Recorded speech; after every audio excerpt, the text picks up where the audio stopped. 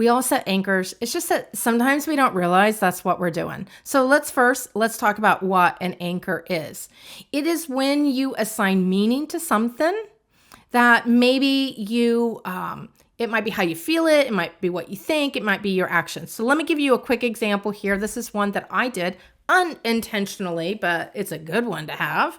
My sister got me this cup because she's always telling me, make sure you shine your light. You're so beautiful. You know, all of that. And I something that I practice regularly. How do I shine my light? You know, for myself, for others, but I know when I shine it for myself, others benefit from that as well. And so she got me this mug and I loved it. But when I got it, I was like, oh, it's a little too big for me to drink coffee from. And so I was like, but it's perfect for all my pens. I use a lot of different colorful markers all the time. I love pen to paper. I take very visual notes. I like having variety in colors. And so this has been awesome. It's a big upgrade from my last pen holder.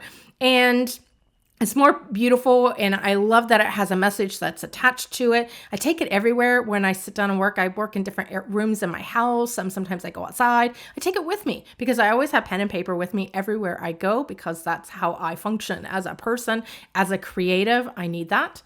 And so after about 6 months, I realized, oh my gosh, every time I look at this, it's always nearby, and I do look at it a lot, and I do a lot of creative things.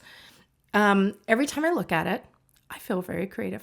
I feel like, yeah, that's creativity that's aligned with me. I am being creative. I'm being my best creative self. I feel like I'm hitting all the marks that represent me. And so whether I'm writing a post for LinkedIn or I'm doing any other kind of work, I just happen to see that because I'm always reaching over to grab out a pen from it. And every time I do, I think, yeah, you know, shine that light, girl. You got it. And so that is setting an anchor. However, it's not always ideal to set anchors to things, to stuff, because what if you don't have it with you?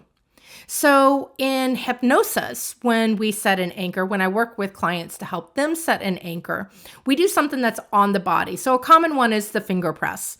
So that when you press these two fingers, you have what your thought is, your emotion is, or your action, and those things are all aligned. So when you have a feeling, you have thoughts, or when you have thoughts, you have feelings, and all of that drives what your actions are, right? Because if you feel icky, sometimes you don't want to do something.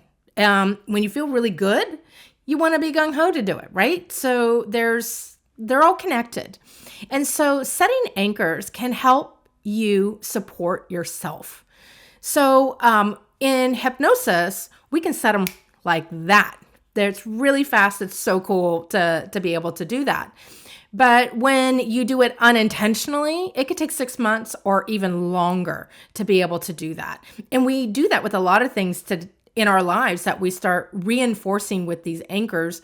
Sometimes we call them triggers because we don't like them, but we keep experiencing them over and over and we don't disrupt those patterns. And so they keep happening and we don't do anything to heal ourselves from the inside, from our unconscious or our subconscious mind.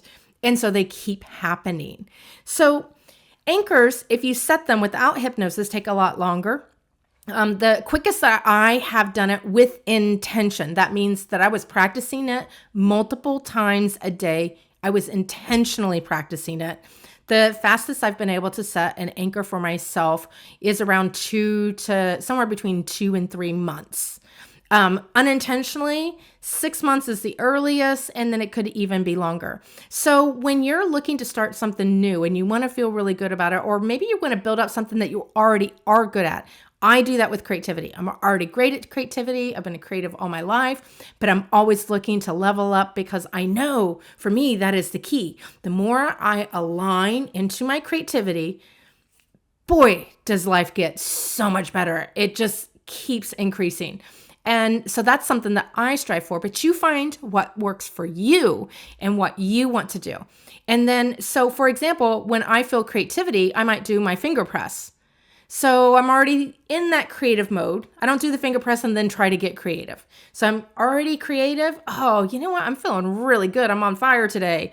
Gonna hold this for a little bit while I do it. And if somebody says, you know what, wow, that's so creative. And then I'll be like, yeah, you know what, that is pretty creative. I'll go ahead and I'll do this. Or I might recall a memory like, oh, remember when we did all that? That was so much fun. I really felt creative. And so you keep doing it. And that's how you build your anchors. So it'll take a little bit longer if you're not doing it under hypnosis, but it's so worth it. You are worth it. If there's something new that you want to bring into your life, you want more of, don't do it for negatives. We already do that automatically, but something more that you want. Start practicing today, because before you know it, it's going to become an anchor, and it's going to be, for as long as you continue to use it, you're going to have access to it.